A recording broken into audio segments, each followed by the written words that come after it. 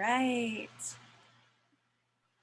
Hello, everyone. Welcome to Book Talk. It is Tuesday night, and that means I get to introduce you to another one of my writing friends. And today I am absolutely delighted to introduce you to Natalie Walters. She has written the Harvard Secrets series. There's 3 books in it, and it was really, really good. But she's got a brand new book coming out in November, the first in the Snap series, which I endorsed, and it was phenomenal. I cannot wait for y'all to read that one. But first, I want Natalie to take just a minute to introduce herself so that you have a little more context on who she is and just the wonderful person she is. And I've got to tell you, she's literally in the middle of moving across the country right now. And not just across the country, like across the ocean, because she and her G.I. Joe husband have just left Hawaii a couple weeks ago. And she is joining us from the hotel room that they're living in right now while they are in transition.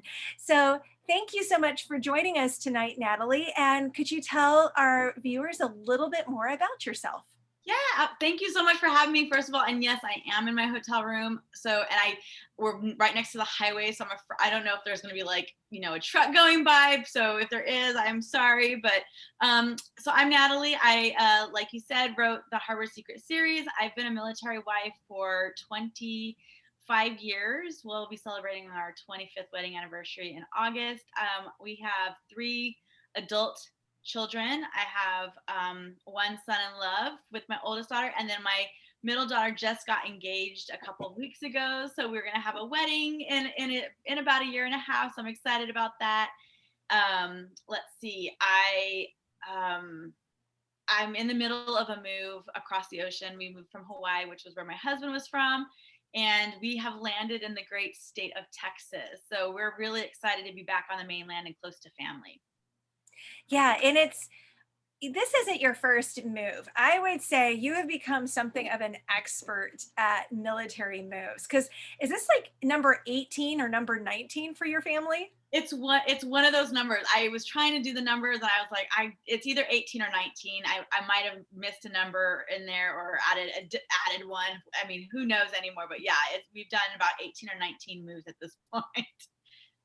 Yeah, which I mean, that's a lot. I've always said if I move again, especially into another state, it would be great if it was the military, because my friends are students who have done military moves. They come in, they move you, and all of that, but it's still chaos. It's Yeah. absolute chaos. Yeah, So, it really is. We have so because we were moving from the islands, we had to ship our stuff exceptionally early so that it's here in time.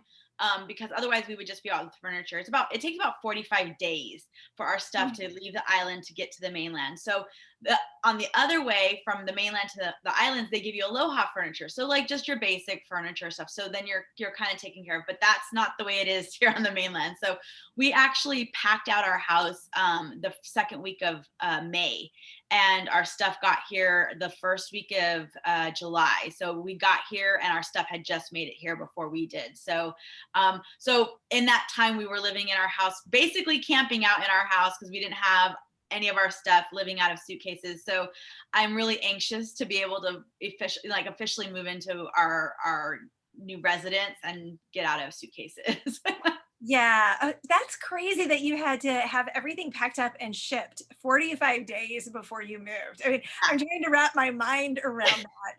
And I can't, because that seems crazy early. Yeah, well, And it forces you to have to think like, and I'm looking at my suitcases right now. It forces you to think like, what do I need to keep with me? So I have one suitcase that it's like my office in a suitcase. So it has all of the like current projects I'm working on. Like I have edits that are coming, so I had to keep the notes for that. I had some book review stuff that I needed to keep out, and so I had one for that, and then I had like one for things that my family needs. Like okay, medicines, toiletries, things that we would need wherever we're going from hotel to hotel. And so we've done this for a while, so I think I'm pretty good at like knowing what we need in each of our bags or whatever. But I think when we left Hawaii, we still, with everything packed, we still ended up with 11 pieces of luggage that came with us on the plane. So we oh, travel light.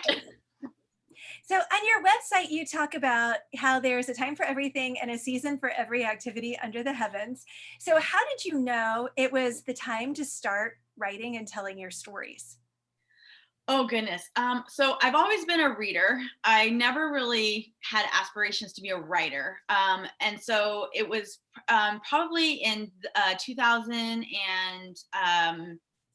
I guess, when I found a book that was called For the Right Reason, and it was WRITE. And it was, I don't know how I found it, and I don't know what caused me to pick it up, but I ended up purchasing it, and it's basically a book that was written from Christian publishers, Christian authors, Christian people, in the field of fiction, talking about why you write stories and what great Christian fiction is. And at that point, I really didn't know much about Christian fiction. I'd only found a book actually on a plane and picked it up and started reading it. And I was like, wow, this is a great story. And it's clean and it's got good, message of hope. And so I was like, well, I like to read, so maybe I could write. And so I that book inspired me to look up in the Writer's Digest, to look up some information about Christian fiction writing. And I was introduced to Jerry Jenkins' program, the Christian Writers Guild, and I started there and was mentored by Diane Mills. And so Oh my goodness. yeah, Like so one of the queens of Christian romantic suspense. And yeah, I have to pause you for just a second because a certain G.I. Joe has said hello from Texas, which I think is so sweet that he's listening in and watching this. And part of the seasons, I know, can be getting support from your spouse and being like, okay, we can make this work. Has he been that for you in this yeah. journey? Yes, he really has been so supportive of the whole of me as a writer. He's, you know, there's, I don't know about you, but like I feel like there's some writers who are like, okay, this is a hobby until I start getting paid. And even when we get paid, it's not like we can just quit our day jobs and like be like we're living the luxury life or whatever. And so, but for him, he's never ever made me feel like this is me doing a hobby. He's always made it feel like this is what you have to do. This is your job. This is what you're, and he's been so kind with his compliments. He told me like, I don't know how you do it. I don't know how you form the story in your mind. Like you're an artist. Like you're so just the things that like when I'm having a bad day or whatever, he knows the things to tell me to lift me up. And especially over the last year with COVID and isolation, it's Oh my been goodness. really draining creativity, Yes. creatively. So he's been really understanding about like, okay, what do I need to do to help you? Do I need to find you a coffee shop? Do I need to take the, what can I do to make this easier for you? And so he's always been super supportive of my dream as a writer, and has never questioned, any idea I have. Although I will say that when I try to bring up plot points or whatever, especially when it comes to the military, that would be the one time he's like, that could never happen. And I'm like, could it never happen, or could it possibly happen? I just see a possibility. Like it might never happen, but could it possibly happen? And he'd be like, well, yeah. And I'm like, that's all I need. That's all I need, because it's fiction and I can just go with that. I was going to say, you're living with a resident expert on the military and all of that, which is great. But you were telling us that you were mentored by Diane Mills, Yeah. who I just listened to another one of her books. And she has just writes great Yeah. romantic suspense. So did you come into this knowing that you wanted to write romantic suspense, or was Diane an influence on that for you? So they always tell you write what you know or write what you love to read. And so I love reading like thrillers. So Joel Rosenberg is like a huge like, I feel like we could just gush about oh his my gosh. books for a Well, yeah, while. like I feel like we could all become like a sort of fan group for him, and I think we should all take a trip to Israel and like, sort of like Yes. like stalk him maybe, but Or maybe he could like lead yeah. a readers tour in Israel. Wouldn't that be Oh my gosh, that amazing? would be amazing. I would. Okay, so Joel Rosenberg, if you just happen to be watching this little book chat, we're just telling you we would really really like for you to like do a Exactly. there. But so I like the thriller part of it. And when I was going through the course with Diane, they tell you like women are your predominant readers, and they like romance. And I was like, I don't know how to write romance. What are you talking about? So I had to kind of learn how to do that a little bit. And, but I really wanted to do like a thriller. And then I went to conferences. So I went like, once I got with her, I was like, okay, we're gonna do romantic suspense. I had to learn how to write the romance part. And then I just didn't get a lot of like when I went, I was like, well, maybe I like contemporary romance. And so I actually left conference. It might have been my third conference I went to. I was sitting in the airport and I sent a message to my critique partner. And I said, I think I'm going to switch genres. I think I'm going to try to write contemporary romance. And she was like, okay. And literally like 3 days later, I got an email from my agent who was like, hey, are you still trying to sell your, I think it was Living Lies at the time. Are you still interested in selling that? I'm like, yes, I am. And so Did I write it? Then right. yes, I want to sell it. Yeah. So she was like, okay, we're going to get that one cleaned up and we're going to start sending it out. And I was like, okay. So that kind of was like, to me, felt like a very strong answer from the Lord. Like, okay, this is what you're going to write. But what I've enjoyed doing in my writing is being able to kind of weave some more of like the contemporary romance in with the suspense part, with the thrilling part. And so that's, I think, the fun part as an author creatively, is to be able to like put the things you love into a story and make it work. So here's what I had to say about Lights Out, which is the first book in the Snap series that's coming out in November. And so this will give y'all an idea of kind of what her book is like. Readers who pick up Lights Out should prepare for a book that will keep them turning pages long past their personal lights out. It's a compelling story of international intrigue, a la Rosenberg, and implications. It's also a story of second chances if the hero and heroine are willing to embrace them. It will satisfy readers who love romantic suspense with threads of thrilling international intrigue. So I definitely was picking up on those different parts that you want to bring into your books. So how did you come up with the idea? Because readers always want to know what started it. What was that thing that made you go, okay, I'm going to write a book about this? Right. So I am in the military. We've moved all over the world and in the country. And one of the places we lived was in Egypt. And we actually moved there like about 2 weeks before the revolution happened. So we experienced world history right outside of our doorstep.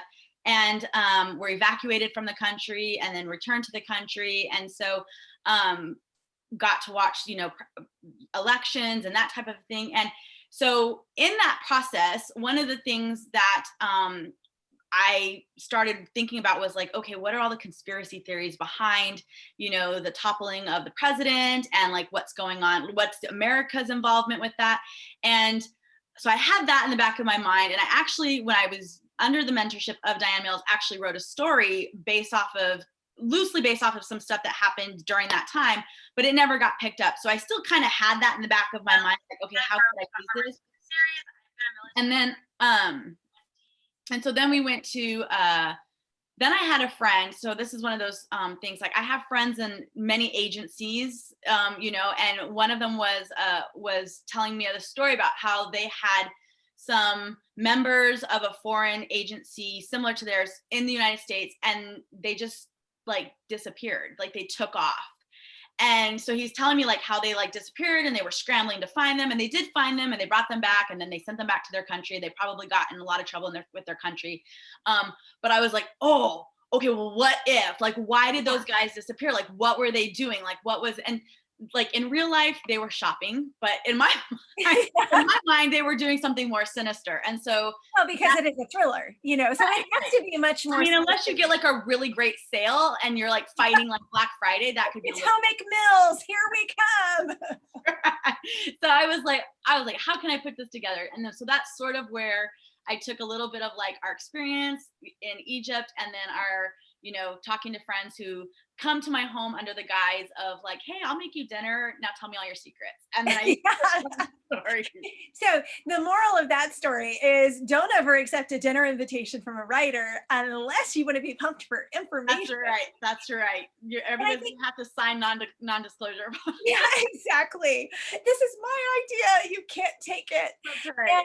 Yeah, you know what? I think that advice that, I mean, there's a reason we hear it all the time, right? What you know. That's the reason I set the Hidden Justice series in DC is because it's an area I know well. It's an area I love. And there's so many different story ideas that come from it.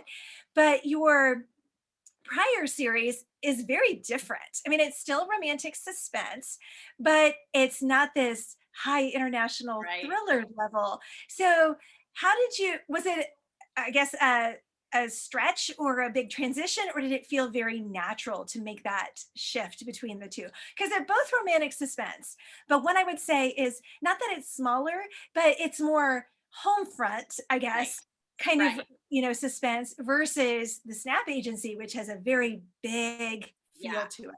Yeah, so I feel like with the Harvard Secrets, it's very narrow in the regards of like it's in a town, it's in a small community. A lot of people know the crime is more personal, and Mhm. I feel like in the Snap series, it's more broad and global, and the threat is larger on a larger scale. So um, it it was a little bit so I actually pitched two proposals to my editor once I finished that first series, and one was more like the Harbor Secret series, and then there was the Snap series, and I was like, okay, well, either one, I kind of thought that they were going to go with the one that was more similar, and they're like, no, no, no, we want this one, so I was like, okay.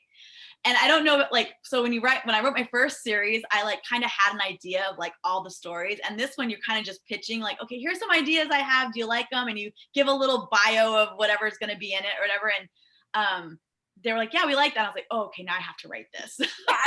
So the first story was and it's actually funny because I posted on my Instagram like, hey, what kind of questions do you want me to answer tonight? Let me know. And my critique partner was like, tell them how much you loved writing book 2 of this new series. And I was like, oh, you're just mean. But the first book came pretty easily because I think I knew I knew who my characters were, and I knew the plot line pretty well. And then this second book, oh man, I picked a subject matter that I was like, okay, I don't know a lot about this subject matter, even though the subject matter was very minuscule in like comparison to the whole plot overall.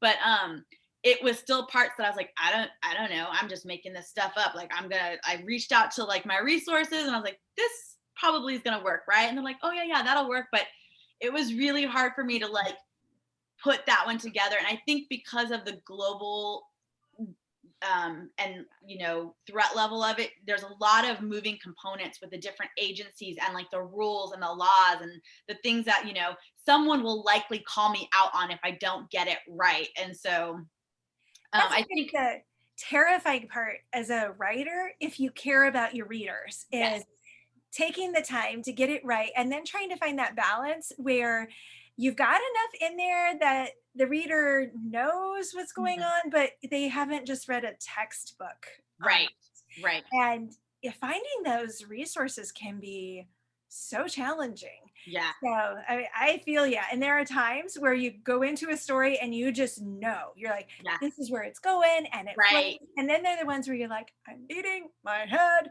against a wall and it's not coming together. And then all of a sudden, something will Yeah. happen called a deadline. And you're like, okay, it has to come together because there's nothing else. Yeah.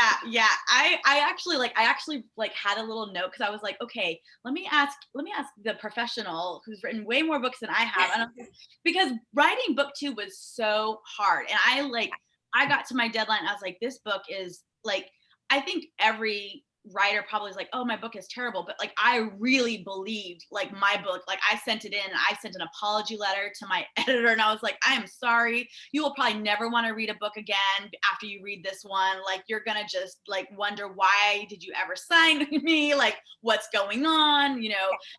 And because it was just really, really difficult. And I think I was waiting for like that moment for things to just click and all fall together. And it just wasn't coming. But praise God that we have editors who are so kind and generous and have those good reader eyes to be able to help us. So I did get my edits back, and she said, you can send back some of your red pens. You're not going to need them. And so so it wasn't as bad as I thought I was, but I did send it in fully fearing that it was the worst thing I've ever written.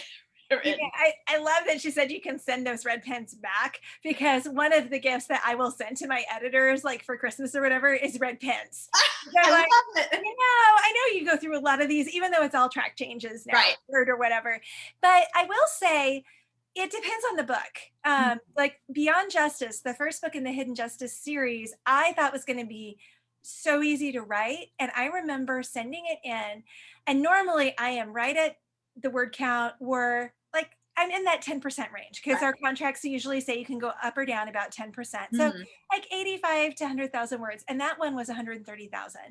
And I remember sending it in and going, I know this book is fat and sassy, but I have no idea what needs to come out. I have no idea, but you're really good at your job. And I know that you will help me find the parts that are slowing down the story or whatever.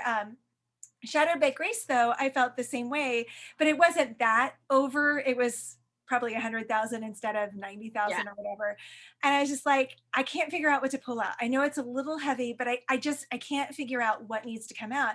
And that time my editor was like, no, it all needs to be in there. It's all part of the story. And I'm like, okay. So I wasn't crazy. Right. But I do know what I'm doing sometimes. Yeah, but I think every book, well, almost every book, I hit a point where I'm like, I'm done. I'm over these characters. I'm over this story. This is the worst thing I've ever written. Nobody's going to like it. And then I'll usually get it back from edits. And as I'm going through again, usually probably the second time. The first time, when you're just going through and you have to find what are the easy things that I can work on so I can start getting some momentum on edits, I'll usually be like, oh, this is good. I wrote this. That's really good, and so that's kind of fun. But I do think when we're in the middle of that first draft, and it's work, it's labor, and it takes some distance to be able to go, there is something. I'm so glad that you said that, like, you look at your work and you're like, hey, I wrote that, because I feel like that's how, when I'm like reading something, like, did I write this? Like, and it feels almost like you're out of your body looking at something that like you did, but you're like, I have no idea how I did it, or like I know I did it, but I don't know how I did it. And so, but I was like, I feel like that seems like so prideful to say, but it's really just more like astonishment, like, oh wait, wow. Maybe it's like what runners feel like when they run a marathon or something. They're like, hey, I did that. Like, I just ran a marathon, I don't know. Or the Olympians, they're like, I nailed it, right? And I think there is something to that. I think that's the magic of when we're Christian authors. And there are those times when we're just showing up and we're doing the work, and then the Holy Spirit just infuses what we're writing. And we get to go come back and be like, wow. I mean, there have been several books where I'll come back and I'll be like, man, I'm going to have to rewrite this whole thing, because now I know what the theme is, or now I know who killed everybody. And I wasn't sure who it was at the beginning. And I'm like, nope, it's all there. So like my subconscious and the Holy Spirit knew what was going to happen. And, and so I think that's one of the really fun things about writing in this space, is you really get to be part of that creative aspect, which is so fun. Yes, absolutely. So you have actually defined, I don't know if people who are listening know this, but you have defined the difference between suspense and thriller with your two series, because suspense, the stakes are high, but they're usually high for one person or a couple of people. So like a smaller town. Whereas with the thriller, it's more of it's going to have a national or potentially international impact. So what was the most challenging part of writing romantic suspense and/or / romantic thriller? So I think for the romantic suspense side of it, it's always for me making sure that the romance is authentic. So I am not one of those people who enjoy reading a story where like there's gunshots happening around them or an explosion, and that's the time the hero and the heroine confess their like romantic feelings for each other. I feel like, like I always ask, like I'll ask, my husband, I'll be like, okay, so say you're getting shot at by the enemy and like your girl is there and you're like, hey, I love you. Like that's just not reasonable, like to have that happen. So, Yeah. so for me, it's always trying to make sure that my romance happens in a very like organic way, that, you know, that it can happen in a way that, you know, like I can slow down the pacing of the story, I guess, a little bit and more with romantic suspense. I will say that in this new series, writing it with the thriller part in mind, it was really hard to do that. Like it was hard to find those moments where I could slow down the story enough to incorporate romance. So when I sent in the second book, I was like, I don't know. They haven't even kissed yet and it's the end of the story. Like that's like, you know, rule number one. There's gotta be a kiss, you know? And I'm like, okay, but and so I was like, well, and he does kiss her on the cheek, which is very natural for them as the characters. But I was like, probably readers are going to want more. But I was like, and I don't really actually think my editor said anything about it, which to me says that like it happened in the most organic way that it could have. And when I read it when I go through the edits again, I'll definitely watch to make sure that that's accurate. But for these two characters in particular, they're kind of awkward. They're like, you know, kind of like sciencey, you know, Yeah. people. So they're, you know, they're already in that like awkward stage. So it wouldn't seem natural for them to be fawning all over each other. But I think for the thriller side of it, it was trying to make sure that I had some moments in there where their feelings could develop. So, Yeah. Well, and was, I'm very much the same way when it comes to the romance. And like it's not natural for most of us that you meet someone and 5 days later you're right, confessing your undying love. Most right, of us need more time than that. And I think in Flight Risk, I'm not sure there was a kiss, but I've also had one of my gentlemen who reads it wrote in his Amazon review that it was the spiciest ending. And I had to go back. I'm like, what is he right. talking about? And then I was like, oh yeah, there's a lot of tension, a lot of romantic And tension. that's what it is. Yeah. But they don't actually kiss. I'm pretty sure. Now, someone who's read it can tell me I'm wrong and that there is a kiss, but the pacing's just so Yeah. intense that I'm like, it has to feel real, and I Right. have to believe it. Right. And as a reader, that will pull me right out of the story. I'm like, yeah, that's not how real life Right. happened. Right. Exactly. And I think you kind of nailed it on the head. The most romantic, like what makes romance so thrilling is the tension. So, Yeah, like, as soon as you cut that tension with a kiss, you'd better amp it up somewhere else because you've already brought them together. So you've ended it. So I think it is like, I think I read one of Becky Wade's, I think it was one of her Porter Brothers series. And it was like, I was like, whoo, this story is like spicy. Like I was like, this is, how'd she get away with doing this? And it wasn't, there was nothing questionable in there, but it was a couple that had been married, they got married, and then it was for the wrong reasons, and then they got divorced, I think, and then now they're back together, like they were in the same town. And so you kind of already know that like they've shared their intimacy and they love each other, but they're like so like, you know, against each other and not coming together. So you're just like anxious for them to like just remember what it was like before, you know. And so, but it was to me like really powerfully romantic because of that tension. So I think once what like I like that. And for me, romance, you know, I always tell people like the most romantic thing for me is like hand holding. The hand holding in a story is so intimate.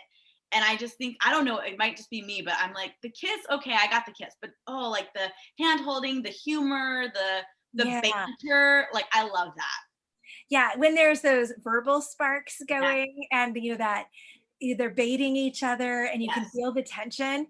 One of the novella collections I'm in this fall, I just had so much fun because it was more contemporary romance with some mystery. And so Mhm. I was able to play with like the dialogue between them. And I was like, this is fun. And I really hope readers think it's fun. But Yes. just that little witty banter where they're kind of poking at each other Mhm. because they're not willing to admit, oh, look where we want to go because that Right. can't happen. And Right. so it was fun, so fun to do.